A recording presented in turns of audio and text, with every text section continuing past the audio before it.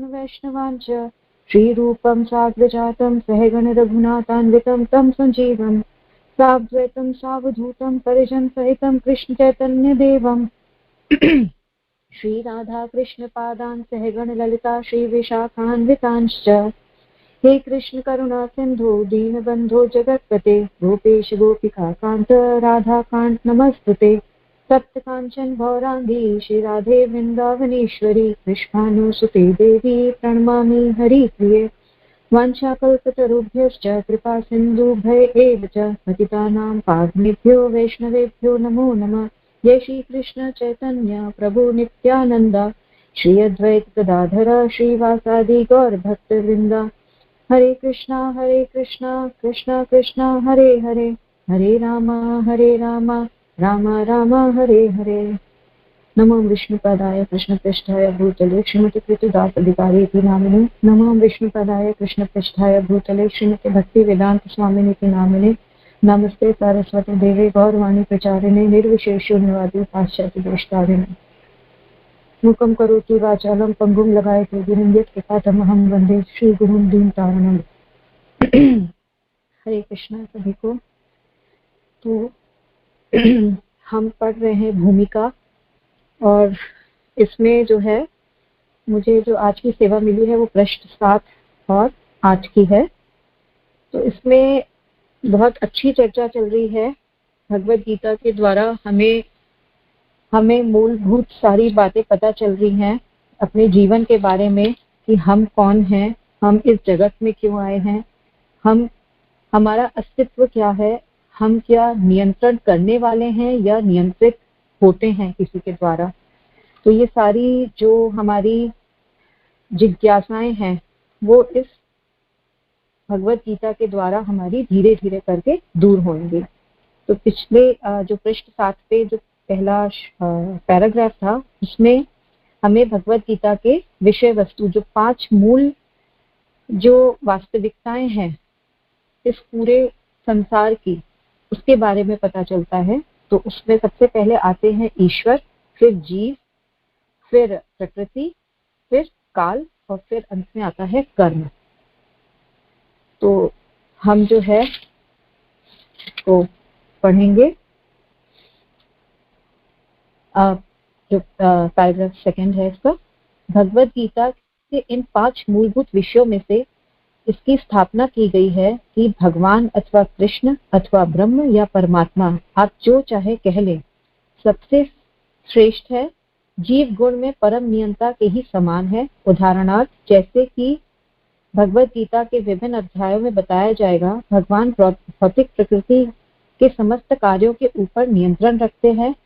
भौतिक प्रकृति स्वतंत्र नहीं है, वह परमेश्वर की अध्यक्षता में कार्य करती है। जैसा कि भगवान कृष्ण कहते हैं, मया अध्यक्षेण प्रकृति सूयते सचराचरम, भौतिक प्रकृति मेरी अध्यक्षता में कार्य करती है।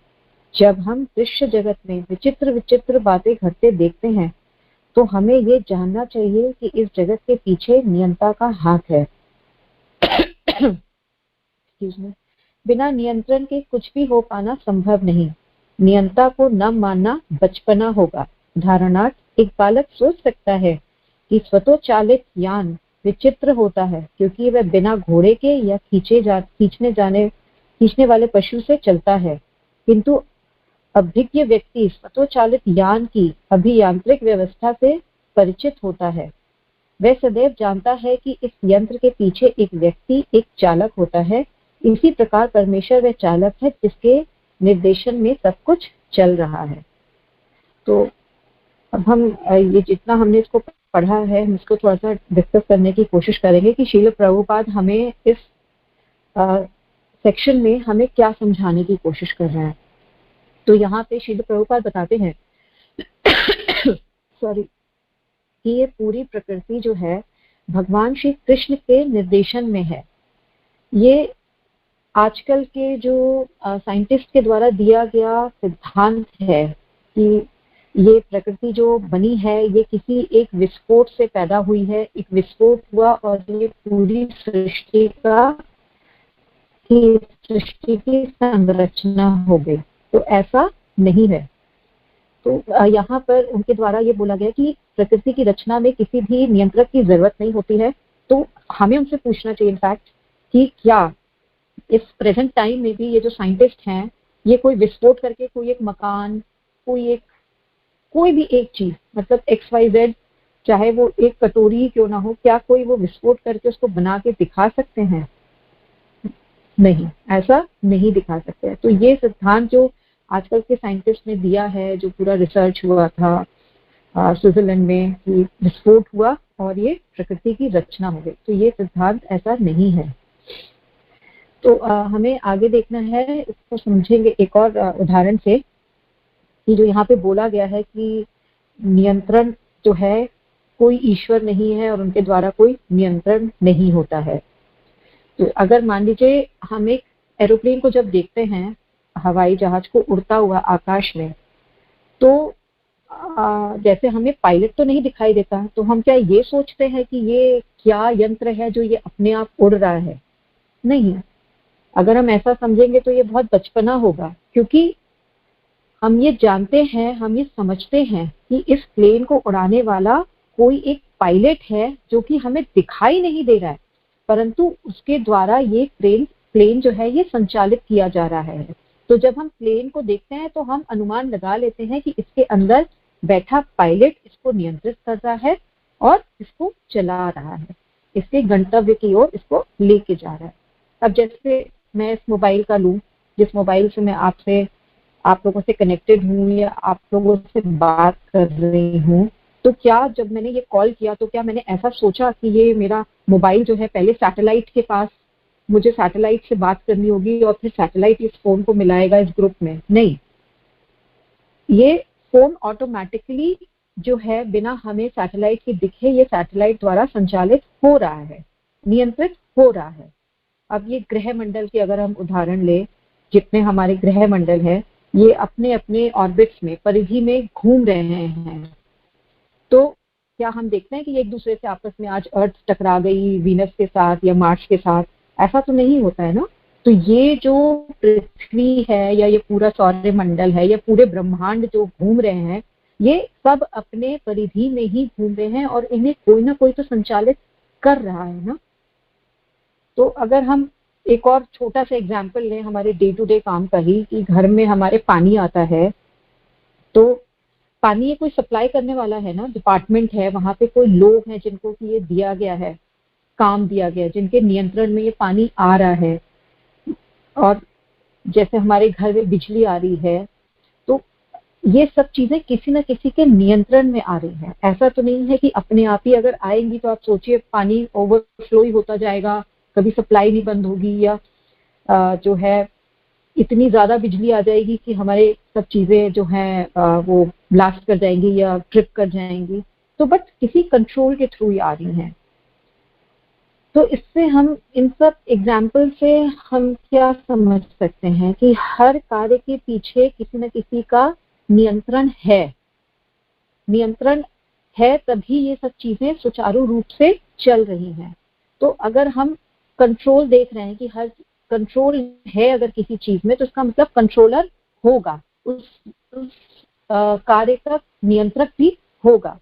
तो और वो नियंत्रक जो है एक जीवित व्यक्ति ही हो सकता है, वो कोई एक जड़ वस्तु नहीं हो सकती है।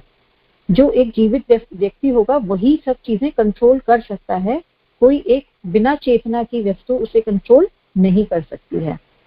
और ऐसे ही एक उदाहरण जो प्रभुपाद जी ने हमें भूमिका में भी दिया है कि वो जो बच्चा है वो सोचता है कि वो रिमोट कंट्रोल कार अपने आप से चल रही है, परंतु हम ये जानते हैं क्योंकि हम बड़े हैं, तो हम ये बहुत अच्छे से जानते हैं, या उस बच्चे का पिता का जैसे एग्जाम्पल दिया है प्रभुपाद जी ने, कि वो जानता है कि इस रिमोट को चलाने वाला एक व्यक्ति है और वो चेतना युक्त है, तो अपने आप रिमोट नहीं चल रहा है।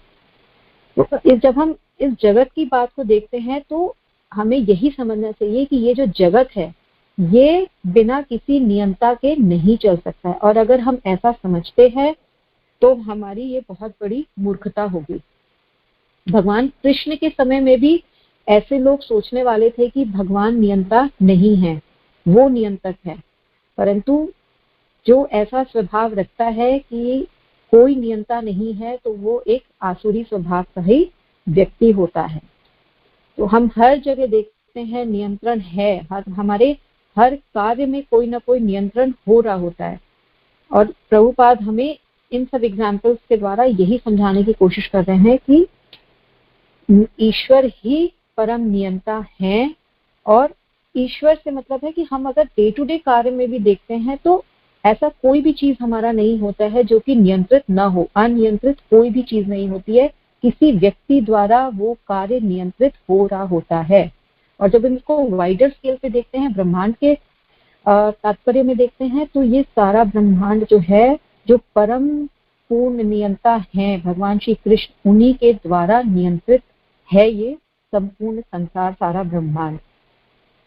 जैसे कि सूर्य उदित होता है तो लोग जनरली कह देते हैं अरे प्रकृति का कार्य है, प्रकृति सूर्य को उदय कर रही है, ये प्रकृति के अंडर आ रहा है सूर्य का उदय होना, अस्त होना। तो भाई प्रकृति जो है वो भी तो किसी के अंडर कार्य कर रही होगी। तो यहाँ पर हमें समझना है कि ये जो प्रकृति है ये भगवान की बहिरंगा प्रकृति है। ये प्रकृति भगवान की अधिष्ठता में ही संचालित, उनके द्वारा संचालित की गई है और उन्हीं के द्वारा ये चलायमान है पूरी प्रकृति। ये भगवान की जो है भौतिक प्रकृति है, मतलब उनकी एक सेपरेटेड एनर्जी है। और सॉरी, और हम इसको एक और एग्जाम्पल से देख सकते हैं। जैसे कि अगर मैं आपसे फोन पे बात कर रही हूँ तो मैंने कोशिश करी है बात करने की, तभी मैं बात कर रही हूँ। अगर मैं कुछ नहीं बोलूंगी तो इस फोन के द्वारा कोई आवाज आप तक नहीं पहुंचेगी। तो इससे हम क्या समझते हैं कि जो जड़ वस्तुएं भी होती हैं वो हमें चलती हुई कब दिखेंगी। ये फोन क्या है, ये जड़ है, इसमें कोई चेतना नहीं है, मगर ये तब हमें चेतना युक्त दिखेगी जब मैं इसके अंदर से बोलूंगी। तो इसको भी जड़ वस्तुओं को भी जो है कौन चलायमान कर रहा है, ये भगवान के द्वारा ही चलायमान हो रही है। यहाँ पे ये फोन एक मनुष्य के द्वारा हो रहा है और ये जो पूरी बहिरंगा प्रकृति भगवान की जो जड़ है वो भी भगवान द्वारा नियंत्रित है। भगवान ये बोलते हैं ना, मयाध्यक्षेण प्रकृति सूयते सचराचरम, ये मेरी भौतिक प्रकृति मेरी ही अध्यक्षता में कार्य कर रही है। और इसके थोड़ा सा अगर हम इसको लेते हैं डिटेल में तो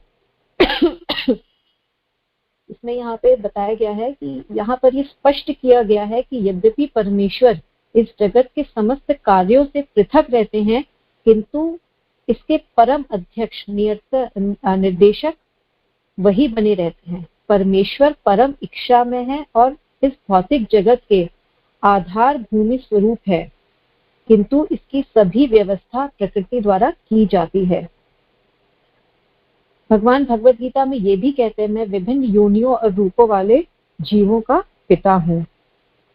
तो यहाँ पर भगवान यही बता रहे कि जो भगवान की जो जड़ प्रकृति है, जो अचेतन है, ये चल किसके द्वारा चलायमान है, ये भगवान के द्वारा ही चलायमान है और नियंत्रित है। हम आगे पढ़ते हैं। भगवान ने जीवों को अपने अंश स्वरूप में स्वीकार किया है, जैसे कि हम अगले अध्यायों में देखेंगे। सोने का एक कण भी सोना है, समुद्र के एक जल की बूंद भी खारी होती है।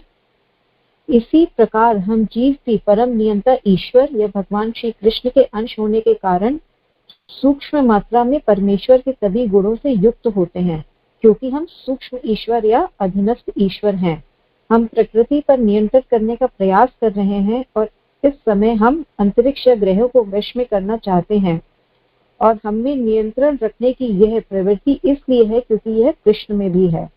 यद्यपि हमें प्रकृति पर प्रभुत्व जमाने की प्रवृत्ति होती है, लेकिन हमें ये जानना चाहिए कि हम परम नियंता नहीं हैं। इसकी व्याख्या भगवत गीता में की गई है। यहाँ पर भगवान बोलते हैं ना 9वें अध्याय के 11वें श्लोक में, अवजानन्ति मां मूढ़ा मानुष्यम तनुमाश्रितम परम भावम अजन्मातम अजानन्तः मम भूत महा ईश्वरम। मतलब यहाँ भगवान कह रहे हैं कि जब मैं मनुष्य रूप में अवतरित होता हूँ तो मूर्ख मेरा उपहास करते हैं, मुझे परमेश्वर के दिव्य मुझ परमेश्वर के दिव्य स्वभाव को नहीं जानते हैं। तो यहाँ पर यही है कि कुछ लोग जो है सोचते हैं कि अगर भगवान को नहीं देख सकते हैं तो वो यही सोचते हैं कि भगवान का अस्तित्व ही नहीं है, उसको वो झुटला देते हैं। तो यहाँ पर थोड़ा शुरू से देखते हैं कि प्रभुपाद जो कह रहे हैं कि भगवान ने अपने जीवों को अपने अंश रूप में स्वीकार किया है। मतलब ये है कि स्वरूपतः जो है भगवान क्या है, सच्चिदानंद, और स्वरूपतः जो भगवान के जो जीव हैं वो क्या है, वो भी सच्चित आनंद है। भगवान कहते हैं ना, ममेवांशो जीव लोके जीव भूत सनातनः। मतलब भगवान यहाँ पे कह रहे हैं 15वें अध्याय के 7वें श्लोक में कि भगवान जीव को अपना अंश बता रहे हैं, परंतु भगवान ने यहाँ पे प्रकृति को अपना अंश नहीं कहा है, क्योंकि प्रकृति जो है वो असत अचित निरानंद है। यहाँ पर हमें श्रील प्रभुपाद समझा रहे हैं कि जीव जो है किस प्रकार से भगवान का अंश है। उन्होंने एग्जाम्पल जो दिया है कि जैसे सोने की खान में से लिया गया सोना, उससे बनी हुई ज्वेलरी का जो अगर हम एक कण भी देखेंगे तो वो भी वही सोना है जो उस सोने की खान में है। और जो समुद्र की एक बूंद है वो गुणात्मक दृष्टि से उतनी ही नमकीन है जितना कि पूरा समुद्र जितना खारी होता है, परंतु क्वांटिटेटिवली मतलब मात्रात्मक दृष्टि से जीव में और भगवान में जमीन आसमान का अंतर होता है। जैसे भगवान को बोला गया है कि भगवान विभु है और जीवात्मा क्या है, अणु है। और क्योंकि भगवान भी सच्चिदानंद है, तो क्योंकि जीवात्मा भगवान का एक अंश है तो वो भी सच्चिदानंद है, शाश्वत है, ज्ञानमय है, आनंदमय है। परंतु डिफरेंस कहाँ आता है, मात्रात्मक दृष्टि से, मतलब क्वांटिटेटिवली। क्वांटिटी में भगवान को हम नाप ही नहीं सकते, वो इतने महान है। तो यहाँ पर यही बताया गया है कि जीव जो है कभी भी विभु नहीं बन सकता है, वो जितनी भी कोशिश कर ले, जीव कभी भी भगवान नहीं बन सकता है। और यहाँ पर प्रभुपाद क्या कह रहे हैं कि जो जीव है वो सूक्ष्म ईश्वर है, अधीनस्थ ईश्वर है। क्योंकि क्या होता है कि जो जीव होता है वो सोचता है कि मैं अपने से मतलब कुछ भी सोच सकता है, वो कुछ भी अपने एक फैंटेसी कुछ भी बना सकता है कि मैं ये ऐसा कर लूंगा, मैं वैसा कर लूंगा, परंतु वो कुछ भी करने के लिए स्वतंत्र नहीं है। अगर वो सोचेगा कि मैं ये कार्य कर लूं तो उसको आप अगर वो सोचे कि मुझे कोई खाना ही खाना है सिर्फ, तो उस खाना खाने में भी उसको कितनी चीजों की हेल्प चाहिए होती है। मतलब उसको अगर अपना पोषण करना है, बढ़ना है उसको अपने साइज में, शरीर में, तो उसको प्लांट्स मतलब पेड़ों से खाना लेना पड़ता है, जो कि भगवान के ही अंडर आते हैं। मतलब वो जो प्रकृति के अंदर आ जाता है, भगवान के अंदर आ जाते हैं पेड़, और उनके बाद से फिर उसे अगर खाना बनाना है, कुछ भी करना है, मतलब अग्नि अगर उसको चाहिए, तो ये सारी चीजें वो अपने आप से नहीं कर सकता, उसको दूसरों की सहायता लेनी पड़ेगी। तो पूर्ण रूप से स्वतंत्र नहीं होता है, वो छोटे मात्रा में स्वतंत्र होता है। जीव जो है सोचता है कि मैं सारी चीजों का कंट्रोलर हूँ। कभी कभी जो बद्ध जीव होते हैं वो ऐसा ही सोचते हैं, परंतु ऐसा नहीं होता। जीव जो है भगवान की अधीनस्था में ही रह करके कार्य कर सकता है। जीव जो है उसको स्वतंत्रता दी जाती है भगवान के द्वारा। और किस चीज की स्वतंत्रता दी जाती है कि जीव को भगवान के बारे में जानने की इच्छा करनी चाहिए, उसके बारे में उसको स्वतंत्रता दी जाती है कि वो जाने कि वो कौन है, वो इस जगत में क्यों है, यहाँ पे वो क्यों दुख झेल रहा है। तो इस बात की स्वतंत्रता दी जाती है, परंतु जीव क्या करता है, उस स्वतंत्रता का दुरुपयोग करता है और वो सोचता है कि मैं भी जो है इस पूरे जगत को एंजॉय करूं। तो वो जो जब एंजॉयर बन जाता है तो वो हंस जाता है अपने इस अपने कार्यों के थ्रू। तो जो ये हमारे मतलब जीवों में जो ये प्रवृत्ति होती है ये नियंत्रण करने की, तो ये क्यों आती है? क्योंकि ये गुण भगवान के अंदर भी है। और ये जैसा कि हमें प्रभुपाद जी ने एग्जाम्पल से समझाया है कि ये जो जीव के अंदर ये गुण है कि मैं भी नियंत्रण करूं, क्योंकि भगवान का एक अंश है, अणु अंश है, तो इसलिए उसके अंदर भी ये प्रभुत्व जताने की कोशिश में, मतलब वो भी प्रभुत्व जताने की कोशिश में लगा रहता है कि मैं सब चीज को कंट्रोल कर सकता हूँ। तो यहाँ प्रभु जो है इसको प्रभुपाद जी समझाना चाह रहे हैं कि ये क्या है, मतलब नियंता, स्वामी या भोक्ता। तो व्यक्ति जो है, एक जीव जो है सोचता है कि मैं जो है सारी चीजों का कंट्रोलर बनूंगा, मैं सब चीजों को कंट्रोल करूंगा और उनको भोगूंगा। तो ये जब भोगने वाली जो ये टेंडेंसी जब आ जाती है जीव को, तो ये क्या करता है, ये भी पूरी प्रकृति पर अपना प्रभुत्व जताने की कोशिश करता है। वो सोचता है कि वो कर सकता है, परंतु ऐसा एक्चुअली होता नहीं है फाइनली। तो हम इसके बारे में भी आगे भगवत गीता में पढ़ेंगे कि किस प्रकार से जीव जो है अपने कर्म इस टाइप के करता है और भगवान कैसे उसको जो है वापस लाइन पे लाते हैं, समझाते हैं कि भगवान ही परम भोक्ता और नियंता है। तो ये आगे हम डिटेल में पढ़ेंगे। फिर हम नेक्स्ट इस पे आते हैं कि भौतिक प्रकृति क्या है। गीता में इसकी व्याख्या अपरा प्रकृति के रूप में हुई है। जीव को परा प्रकृति, उत्कृष्ट प्रकृति कहा गया है। अपरा प्रकृति मतलब अर्थात जो दिव्य नहीं है। जीव को यहाँ पर परा प्रकृति, उत्कृष्ट प्रकृति कहा गया है क्योंकि जीव चेतन है, वो भगवान की जो है अपर मतलब निष्क्रिय प्रकृति नहीं है, वो दिव्य प्रकृति है, उत्कृष्ट है। फिर आगे पढ़ते हैं, प्रकृति चाहे परा हो या अपरा सदैव नियंत्रण में रहती है। प्रकृति स्त्री स्वरूपा है और वे भगवान द्वारा उसी प्रकार नियंत्रित होती है जिस प्रकार पत्नी अपने पति द्वारा। प्रकृति सदैव अधीन रहती है, उस पर भगवान का प्रभुत्व रहता है क्योंकि भगवान ही अध्यक्ष हैं। जीव तथा भौतिक प्रकृति दोनों ही परमेश्वर द्वारा अधिशासित एवं नियंत्रित होते हैं।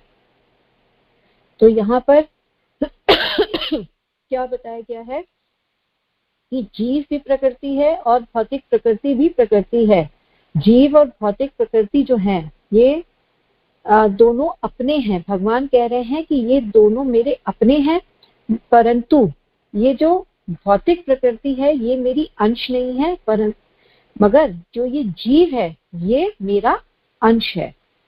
और यहाँ पर प्रभुपाद जी हमें बता रहे हैं कि ये जो प्रकृति है ये किस प्रकार भगवान द्वारा नियंत्रित होती है। जैसे एक पत्नी अपने पति के द्वारा, मतलब जैसे पति पूरे घर को मैनेज करता है, सारी चीजें करता है और पत्नी उसके आदेशों का पालन करते हुए उसको संचालित करती है, चलाती है, उसी प्रकार जो ये प्रकृति है ये भगवान के द्वारा जो है नियंत्रित है, वो अधीनस्थ है, वो भगवान द्वारा जो है अधिशासित है, नियंत्रित है। गीता के अनुसार यद्यपि सारे जीव परमेश्वर के अंश हैं, लेकिन वे प्रकृति ही माने जाते हैं। तो यहाँ पर जो है प्रभुपाद जी बताना चाह रहे हैं कि ये गीता के अनुसार सारे जीव परमेश्वर के अंश हैं, लेकिन वो प्रकृति ही माने जाते हैं। ऐसा क्यों माने जाते हैं? क्योंकि वो भगवान की शक्ति है। जो तो भौतिक प्रकृति जो है मतलब अपरा प्रकृति और परा प्रकृति मतलब जीव, इन दोनों में अंतर होता है। भौतिक प्रकृति जो होती है वो भगवान की दासी स्वरूप है, परंतु अंश नहीं है। तो अंश का मतलब क्या होता है कि वो स्वरूप में भगवान के जैसी ही हो। जैसे भगवान सच्चिदानंद है और जीव भी सच्चिदानंद ही है, परंतु जो ये भौतिक प्रकृति है वो सच्चिदानंद स्वरूप में नहीं है। उसका स्वरूप भगवान के स्वरूप से डिफरेंट है, मतलब वो है असत, अचित और निरानंद। तो स्वरूप से भौतिक प्रकृति अलग है भगवान से, और जीव की जो स्वरूप है वो भगवान से अलग नहीं है। ये हमें यहाँ पे बताया गया है। इसका उल्लेख भगवत गीता के 7वें अध्याय में हुआ है। अपरा इयम इतम तु अन्याम प्रकृतिम विद्धि में पराम जीव भूताम महाबाहो यद्यम धार्यते जगत। लेकिन इससे भी परे दूसरी प्रकृति है, जीव भूतानाम अर्थात जीव है। तो यहाँ पर यही बता रहे हैं भगवान कि मेरी एक भौतिक प्रकृति है, अपरा प्रकृति, और इसके अतिरिक्त मेरी एक और प्रकृति है जिसको कि जीव प्रकृति कहते हैं।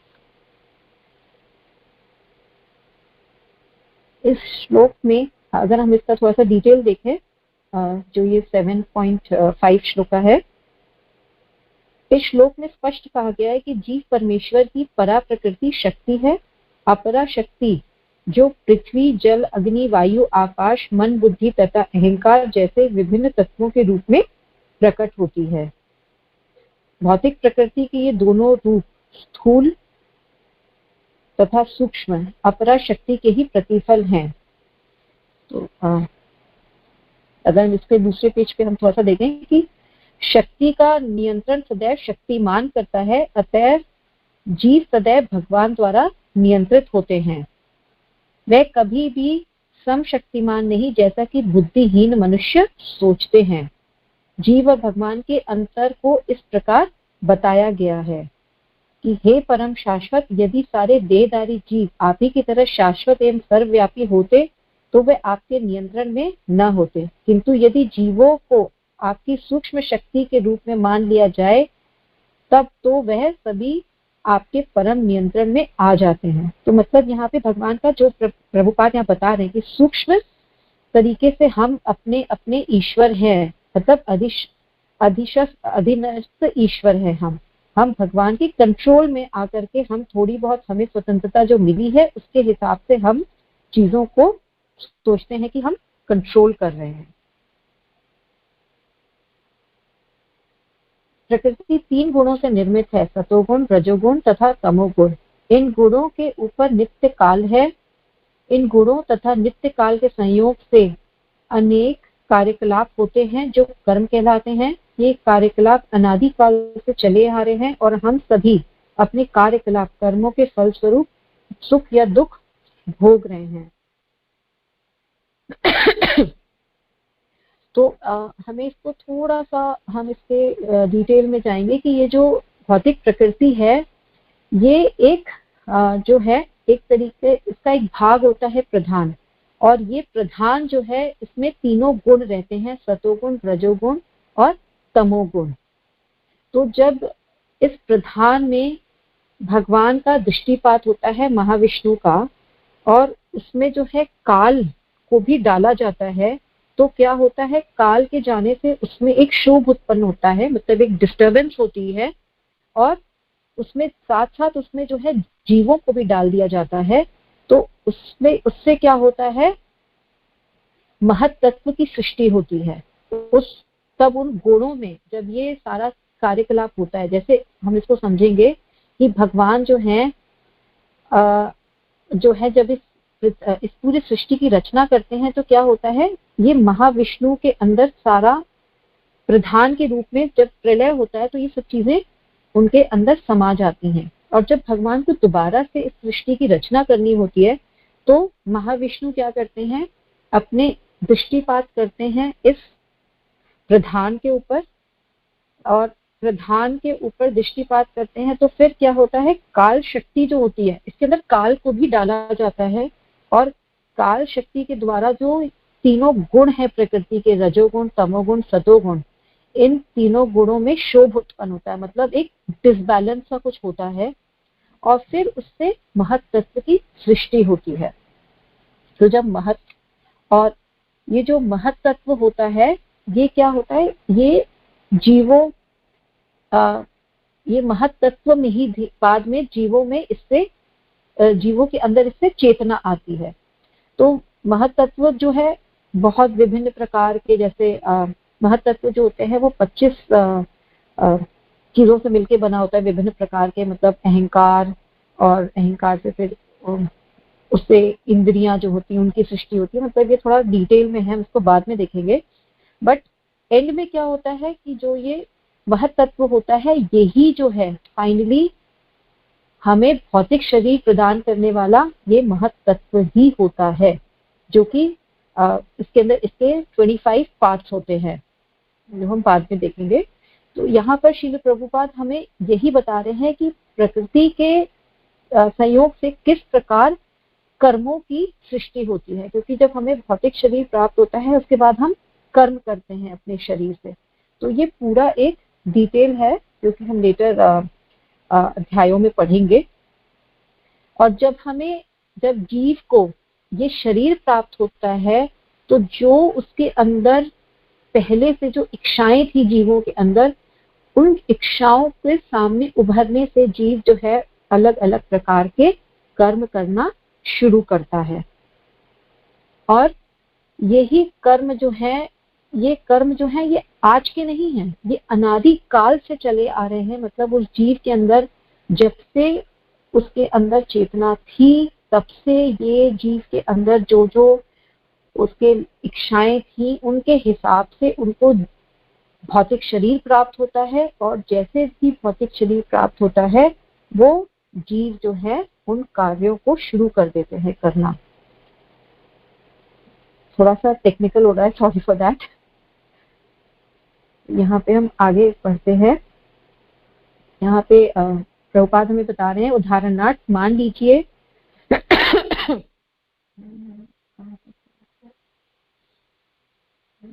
कार्यकलाप अनादिकाल से चले आ रहे हैं और हम सभी अपने कार्यकलाप कर्मों के फलस्वरूप सुख या दुख भोग रहे हैं। उदाहरणार्थ मान लीजिए कि मैं व्यापारी हूँ और मैंने बुद्धि के बल पर कठोर श्रम किया है और बहुत संपत्ति संचित कर ली है, तब मैं संपत्ति के सुख का भोगता हूँ। किंतु यदि मान ले कि व्यापार में मेरा सब धन जाता रहा तो मैं दुख का भोगता हो जाता हूँ। इसी प्रकार जीवन के प्रत्येक क्षेत्र में हम अपने कर्म के फल का सुख भोगते हैं या उसका कष्ट उठाते हैं, यह कर्म कहलाता है। तो यहाँ पर हमें प्रभुपाद जी जो एक उदाहरण दे रहे हैं उसके द्वारा हम समझते हैं कि जो एक कर्म है ये 3 प्रकार के कर्म जैसे होते हैं, क्रियामान कर्म, संचित कर्म और प्रारब्ध। तो क्रियामान कर्म जो होते हैं वो हम जैसे जो डे टू डे बेसिस पे करते हैं जिन कर्मों को, वो हमारे क्रियामान होते हैं। संचित होते हैं कर्म जो हमारे ऑलरेडी हमारे जो बुक्स हैं जो यमराज के पास है उसमें लिख दी गई हैं, वो जमा हो चुके हैं हमारे पिछले अनंत जन्मों के हमारे जो कर्म हैं।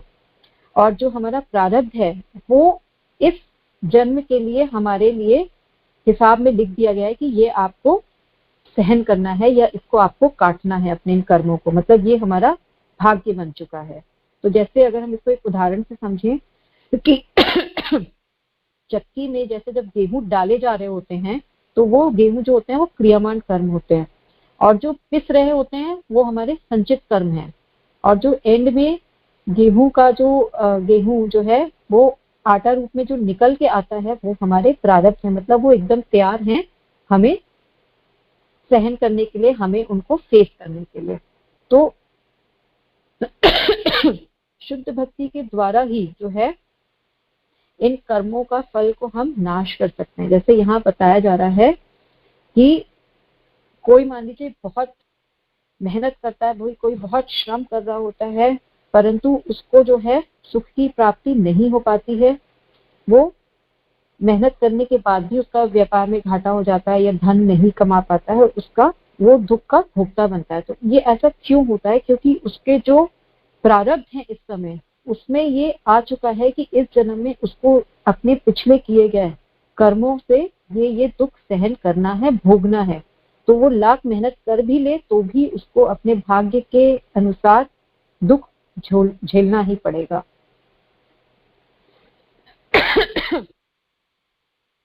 फिर यहाँ पे प्रभुपाद जी हमें बता रहे हैं, ईश्वर, जीव, प्रकृति, काल तथा कर्म, इन सब की व्याख्या भगवत गीता में हुई है।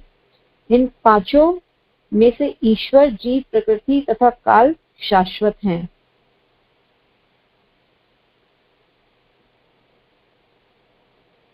प्रकृति की अभिव्यक्ति अस्थायी हो सकती है परंतु ये मिथ्या नहीं है। तो ये बहुत इम्पोर्टेंट पॉइंट है जो कि हमें समझना है कि प्रकृति जो है, शाश्वत का अर्थ क्या होता है, मतलब इटर्नल, या जिसका कोई ना आदि है ना कोई इसका अंत है। तो प्रकृति जो है शाश्वत है, वो प्रकृति शाश्वत है परंतु अस्थायी है, मतलब इसका प्राकृतिकरण और अप्राकृतिकरण होता रहता है, परंतु ये मिथ्या नहीं है। मिथ्या मतलब झूठा नहीं है, कि ऐसा नहीं है कि प्रकृति है ही नहीं, अगर हमें नहीं दिखाई दे रही है तो इसका मतलब प्रकृति नहीं है। इसको हम कैसे समझते हैं कि प्रकृति कैसे टेम्परेरी है, अस्थायी किस फॉर्म में है।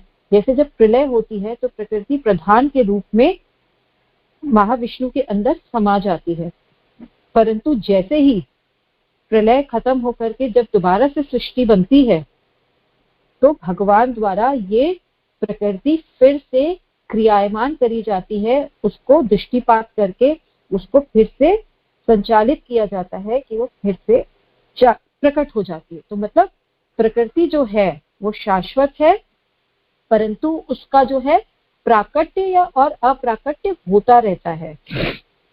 तो हम ये नहीं कह सकते कि ये जो प्रकृति है ये शाश्वत नहीं है, सिर्फ ये टेम्परेली हमें दिखाई नहीं देती है और इस वजह से हम इसको जो है मिथ्या नहीं कह सकते हैं।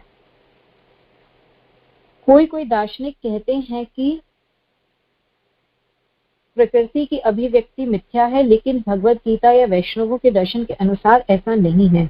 जगत की अभिव्यक्ति को मिथ्या नहीं माना जाता, इसे वास्तविक किंतु अस्थायी माना जाता है।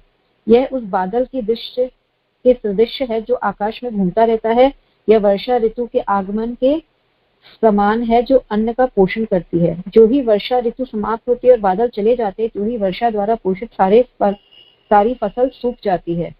इसी प्रकार ये भौतिक अभिव्यक्ति किसी भी समय किसी भी स्थान पर होती है, कुछ काल तक ठहरती है और फिर लुप्त हो जाती है। प्रकृति इस रूप में कार्यशील है, लेकिन यह चक्र निरंतर चलता रहता है, इससे प्रकृति शाश्वत है, मिथ्या नहीं है।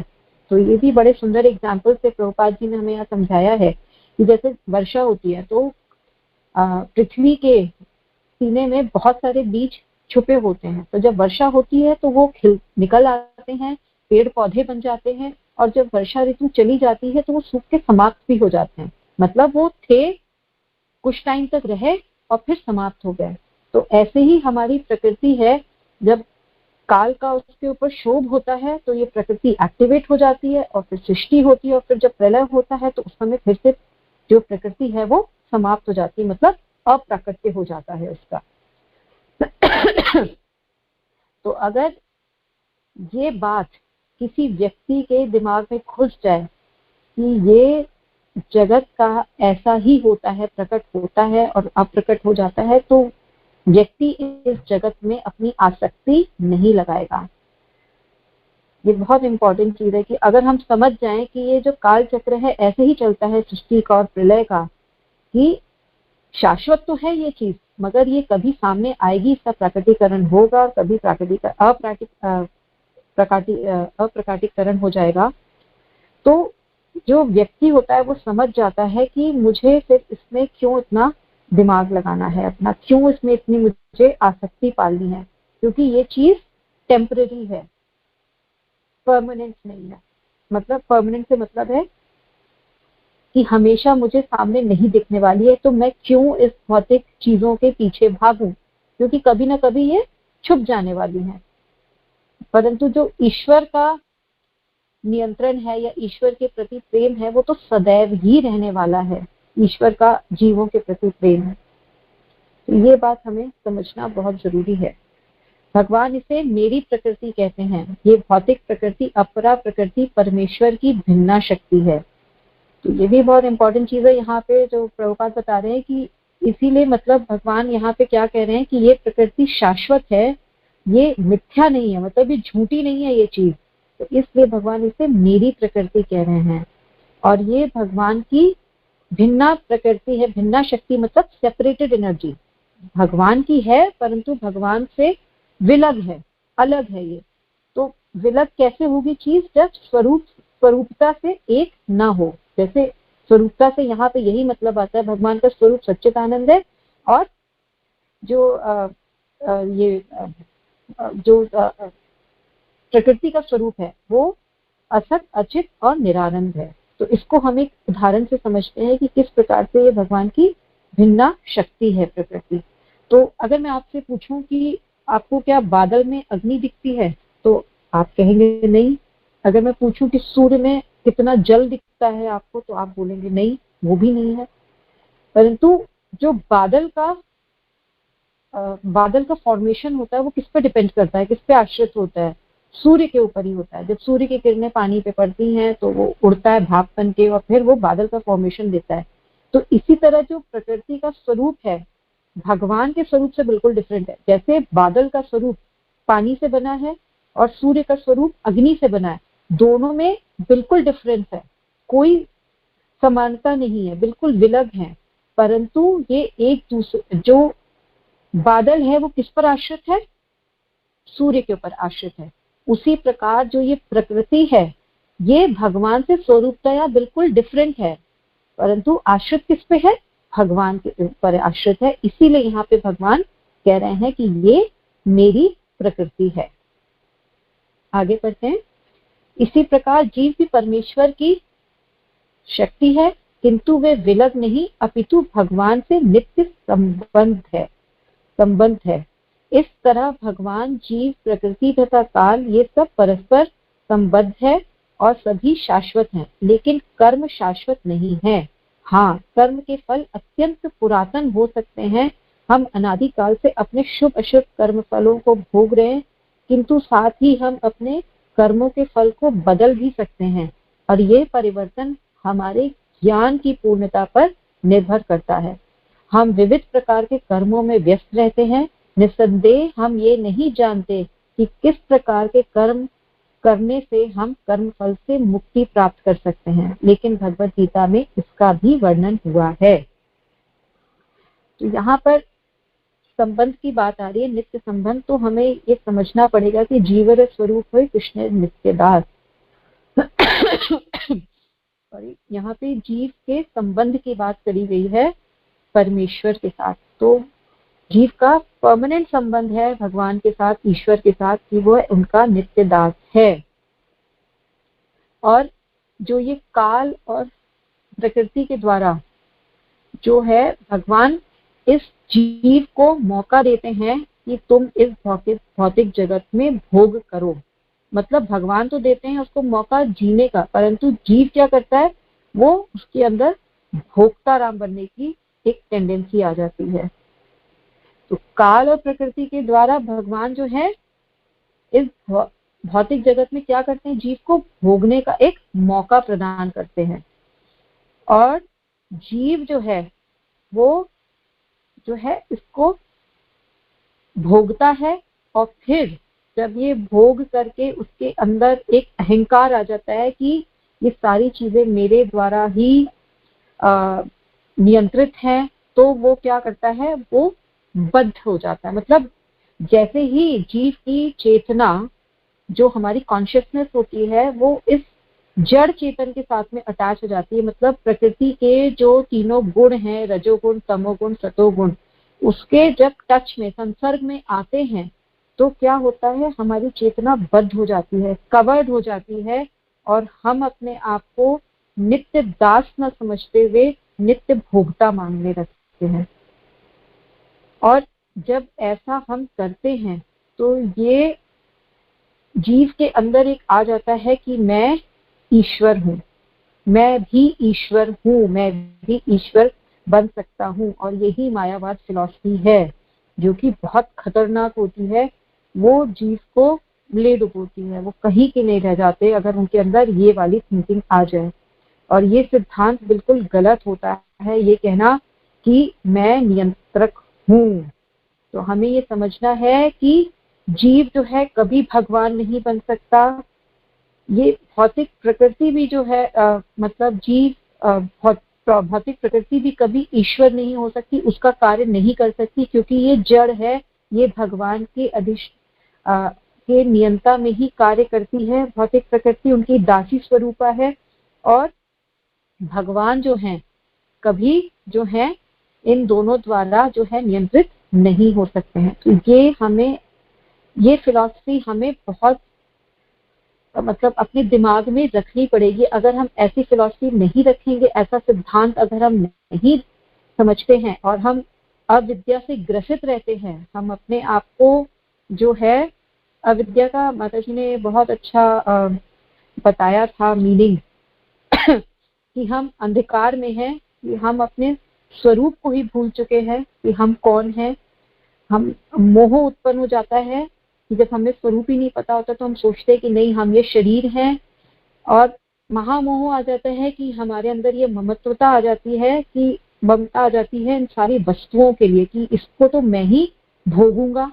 और जब नहीं भोग पाता हूं तो क्या होता है, क्रोध उत्पन्न होता है। और क्रोध ऐसा होता है कि जो है सब चीजों का हमें डर हो जाता है कि मृत्यु के समय ये सारी चीजें हमारे से छूट जाएंगी।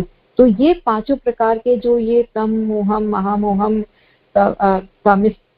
तामिस्त्रम और अंध तामिस्त्रम जो होता है, ये सारा माता जी ने बहुत अच्छे से एक्सप्लेन किया था कि ये अज्ञान का स्वरूप होता है। तो जब हमें ये अज्ञान हो जाता है, ये अज्ञान मतलब ज्यादातर जीवों को यही अज्ञान होता है, तो जब ये ऐसे अज्ञान से ग्रसित होते हैं तो उस जीव का कल्याण नहीं हो पाता है।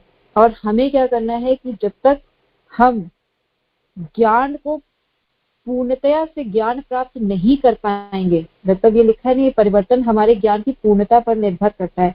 जब तक हम ज्ञान को प्राप्त नहीं करेंगे सही निर्देशन में, सही जगह से, प्रामाणिक गुरु से, एक प्रामाणिक संस्था के अंदर, एक प्रामाणिक परंपरा के अंदर अगर हम ये ज्ञान अर्जित नहीं करते हैं कि एक्चुअल में हम कौन हैं और हम इस अविद्या से ग्रसित ही रहते हैं, तो फिर हमारा जो है कल्याण नहीं हो सकता। तो इसलिए हमें भगवत गीता जो है ये पूरा ज्ञान प्रदान करती है कि आप इस अविद्या से कैसे निकले और कैसे पूर्ण ज्ञान को प्राप्त करें। जैसे कि इसको हम एक एग्जाम्पल से समझेंगे कि अगर कोई एक व्यक्ति दलदल में फंस जाता है और वो अपना हाथ पैर चलाएगा निकलने के लिए बाहर, तो वे और अंदर धंसता चला जाएगा।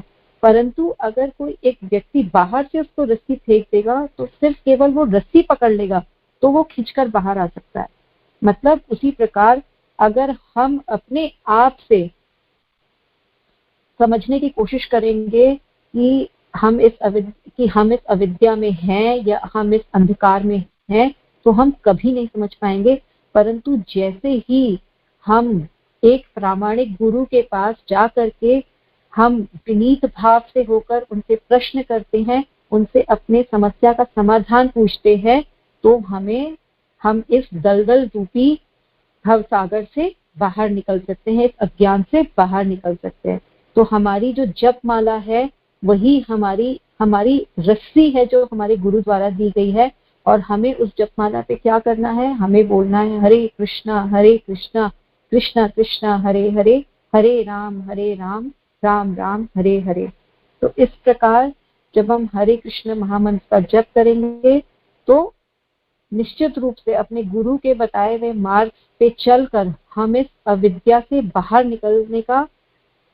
निकलने के लिए प्रयास करते हुए हम इस बंधन को तोड़ के हम मुक्त हो सकते हैं। हम अपने नित्य स्वरूप में आ सकते हैं, जीवित स्वरूप में कृष्ण नित्य दास, और भगवान की प्रेममयी सेवा में लग सकते हैं। हरे कृष्णा, धन्य प्रणाम। मुझे जितना समझ में आया मैंने इसको एक्सप्लेन करने की कोशिश करी। आप में से कोई अगर इसमें कुछ ऐड करना चाहते हैं तो प्लीज आप सबका स्वागत है। हरे कृष्णा, धन्य प्रणाम।